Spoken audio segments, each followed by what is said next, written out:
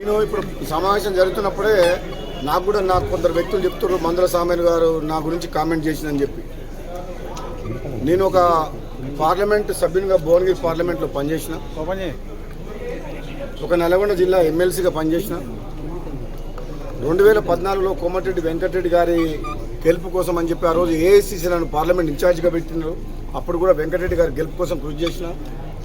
2020 మొన్నటి ఎలక్షన్లో, పార్లమెంట్ ఎలక్షన్లో కూడా నేను మునుగోడు ఎమ్మెల్యే ఉన్నా సరే, నేను మంత్రిని కాదు, మునుగోడు ఎమ్మెల్యేని. కానీ కాంగ్రెస్ పార్టీ అధిష్టానం, నాకున్న పరిచయాలు, నేను అంత గతంలో చేసిన సేవ దృష్ట్యా ఈ కాంగ్రెస్ పార్టీ బలహీనంగా ఉన్నప్పుడు భువనగిరి పార్లమెంట్లో ఆనాడు 2009లో మహాకూటమి వ్యతిరేకంగా 1,40,000 మెజార్టీతో పార్టీలకు అతీతంగా కూడా నేను గెలిచిన. భువనగిరి, ఆలేరు, జనగామ, తుంగతుర్తి, నగరికల్ ప్రాంతంలో, మునుగోడు ప్రాంతంలో కమ్యూనిస్టులు, కాంగ్రెస్, టీడీపీ, టీఆర్ఎస్ బలంగా ఉండేది ఆ రోజుల్లో. ఈ 2009లో నేను ఎంపీగా వచ్చిన తర్వాత ఈ ప్రాంతంలో కాంగ్రెస్ పార్టీ బలోపేతం కోసం చాలా కృషి చేసిన. ఎంపీగా ఆనాడు తెలంగాణ ఉద్యమంలో ఉండి పార్లమెంట్లో కొట్లాడి తెలంగాణ రాష్ట్రాన్ని సాధించిన అందరు ఎంపీలతో పాటు నేను కన్నా కూడా గొంతు వినిపించి తెలంగాణ రాష్ట్రం తీసుకురావడమే కాక ఆనాటి నుంచి కాంగ్రెస్ పార్టీని బలోపేతం చేసి కాంగ్రెస్ పార్టీ అభ్యర్థుల గెలుపు కోసం కృషి చేసిన. మరి మందుల సామేల్ గారు ఏది ఆలోచించి మాట్లాడుతున్నారో, నాకు టికెట్ ఇప్పియమని చెప్పి మా ఇంటికి ఒక 100 సార్లు వచ్చిండు. మన తుంగతుర్తితో సంబంధం లేకపోతే మా ఇంటికి వచ్చి టికెట్ ఇప్పియమని ఎందుకు అడిగిండో నాకు అర్థం కాలే. అక్కడ చాలామంది టికెట్ కోసం పోటీ పడ్డారు తుంగతుర్తిలో.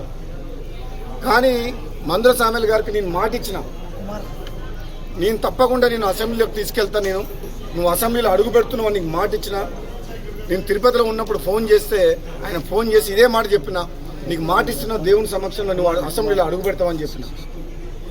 మాట ఇచ్చినట్టు నేను కాంగ్రెస్ పార్టీలో చేరినప్పుడు నేను అడిగిన 2 టికెట్లు బాన్స్వాడలో ఏనుగు రవీందర్ రెడ్డి గారికి, తుంగతుర్తిలో మందుల సామేల్ గారికి. ఈ 2 టికెట్లు కూడా నేనే అధిష్టానంతో మాట్లాడి నా టికెట్తో పాటు వాళ్ళకి టికెట్ తీసుకొచ్చింది నేను. అదే కాకుండా ప్రచారం కూడా వ్యక్తిగతంగా నేను మునుగోడు ఎమ్మెల్యేగా వండుకుంటూ నగరికల్లు, తుంగతుర్తి, భువనగిరి, ఆలేరు, సూర్యాపేట ఈ నియోజకవర్గాల్లో నాకున్న తక్కువ సమయంలో కూడా వాళ్ళ గెలుపు కోసం నేను ప్రచారం చేసి వాళ్ళందరినీ కూడా గెలిపించిన. ఆనాడు కాంగ్రెస్ పార్టీ రాజగోపాల్ రెడ్డి బీజేపీకి పోవడం వల్ల నష్టం జరుగుతుంది, మన ప్రభుత్వం రావాలి, రాజగోపాల్ రెడ్డిని తీసుకురావాలని చెప్పి పార్టీ అధిష్టానము, బట్టి విక్రమార్క గారు, కాంగ్రెస్ పార్టీ నాయకులందరూ కూడా నాతో సంప్రదింపులు చేసి నువ్వు వస్తే బాగుంటుందని చెప్తే నేను మన కన్నతల్లి లాంటి కాంగ్రెస్ పార్టీని కొన్ని ప్రత్యేకమైన పరిస్థితుల్లో ఆ రోజు కొన్ని అవమానాలు భరించలేక ఈ పార్టీలో నాకు గుర్తింపు లేదు, న్యాయం జరుగుతలేదని చెప్పేసి నేను పార్టీ మారడం జరిగింది. ఉప ఎన్నికల్లో కూడా అందరు ఎమ్మెల్యే లాగా నేను ఒక పార్టీలో గెలిచి ఇంకో పార్టీలోకి పోలేదు.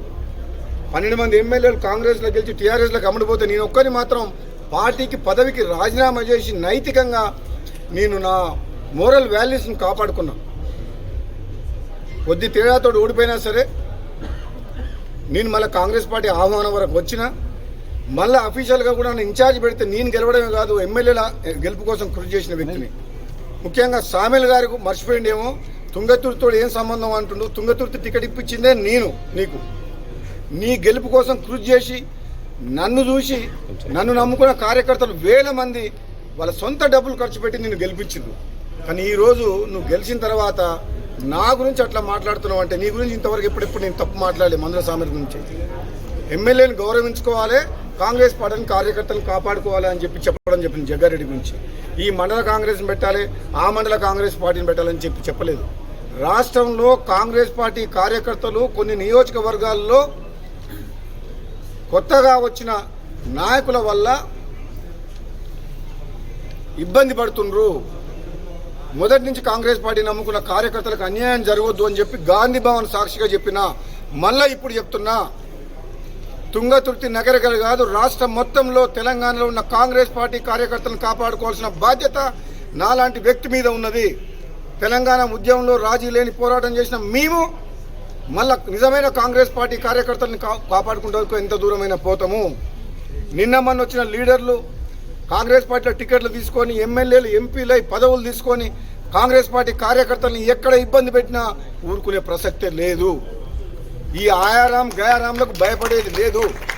నిజమైన కాంగ్రెస్ పార్టీ కార్యకర్తలను కాపాడుకోవాల్సిన బాధ్యత పిసిసి ప్రెసిడెంట్ మహేష్ కుమార్ గౌడ్ మీద, AICC in charge general secretary Meenakshi Natarajan గారి మీద, రాష్ట్ర కాంగ్రెస్ నాయకుల మీద, మాలాంటి వ్యక్తుల మీద, అధిష్టానం మీద ఉన్నది.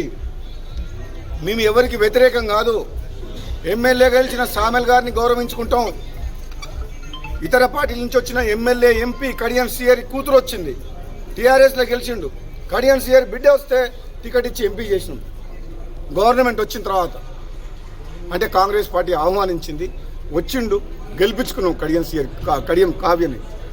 వాళ్ళందరికీ మేము వ్యతిరేకం కాదు, వాళ్ళందరినీ గౌరవించుకుంటాం. కానీ ఒక్కడి మాత్రం నిజం, కాంగ్రెస్ పార్టీ కార్యకర్తల గెలుపుతో కష్టంతో రెక్కల కష్టంతో గెలిచి మీరు మళ్ళీ కాంగ్రెస్ పార్టీ కార్యకర్తల మీద మీరు కేసులు పెడతామంటే మాత్రం ఊరుకునే ప్రసక్తే లేదు. మీ పదవి ఎవరు అడగటం లేదు, మీ గౌరవం ఎక్కడ తగ్గించడం లేదు. కానీ కాంగ్రెస్ పార్టీ కార్యకర్తల్ని కొంచెం గౌరవించండి, వాళ్ళకు న్యాయం చేయండి, వాళ్ళని అవమానించకండి, ఎక్కడ కేసులు పెట్టకండి, ఇబ్బంది పెట్టకండి, అవసరమైతే సాయం చేయండి. కానీ ఇటు నోటుకు వచ్చినట్టు మాట్లాడకండి. నా గురించి మాట్లాడిండు మందుల సామెలు అంటే నాకు ఒకటే సామెత గుర్తొస్తుంది, వినాశకాలే విపరీత బుద్ధి. నాలాంటి వ్యక్తి నీకు టికెట్ ఇచ్చి గెలిపించిన వ్యక్తి గురించి నువ్వు మాట్లాడుతున్నావు అంటే ఇప్పుడు నీ గురించి నేను నీ విజ్ఞతకే వదిలేస్తున్నా. తుంగతుర్తిలో ఉన్న కాంగ్రెస్ పార్టీ కార్యకర్తలందరికీ ఒకటే మాట చెప్తున్నా, నా అభిమానులకు, నా పిలుపు మేరకు సామెల్ని గెలిపించిన మీరందరికీ కూడా నేను క్షమాపణ చెప్తున్నా. ఒక తప్పుడు వ్యక్తిని తీసుకొచ్చి టికెట్ ఇప్పించినా అని చెప్పి నాకు అర్థమైంది. మీకు క్షమాపణ చెప్తున్నా. ఈరోజు ఎవరైతే బాధపడుతున్నారో ఆ ఎమ్మెల్యే వల్ల వాళ్ళందరికీ నేను క్షమాపణ చెప్తున్నా. మీరందరూ కూడా సహనంతో ఉండండి, మీరు తొందరపడకండి. నా గురించి ఎవరు ఎన్ని మాట్లాడినా, మందుల సామెల్ గారు ఎన్ని మాట్లాడినా మీరు రియాక్ట్ కాకండి. మీ ఎమ్మెల్యేని మీరు గౌరవించుకోండి, మీ ఎమ్మెల్యేని మీరు గౌరవించుకొని ఆయనకు సహకరించండి. మీ నియోజకవర్గాన్ని అభివృద్ధి చేసుకోండి, కాంగ్రెస్ పార్టీని బలోపేతం చేసుకోండి. మీరు భయపడకండి, కాంగ్రెస్ పార్టీ మీ వెంట ఉంటుంది, మిమ్మల్ని కాపాడుతుంది. మీరు తొందరపడి ఎక్కడ కూడా ఎమ్మెల్యేకి వ్యతిరేకంగా ప్రెస్ మీట్లు కానీ, పోస్టులు కానీ, సోషల్ మీడియాలో కానీ దయచేసి కోమటిరెడ్డి బ్రదర్స్ అభిమానులు ఎక్కడ మీరు తొందరపడకండి.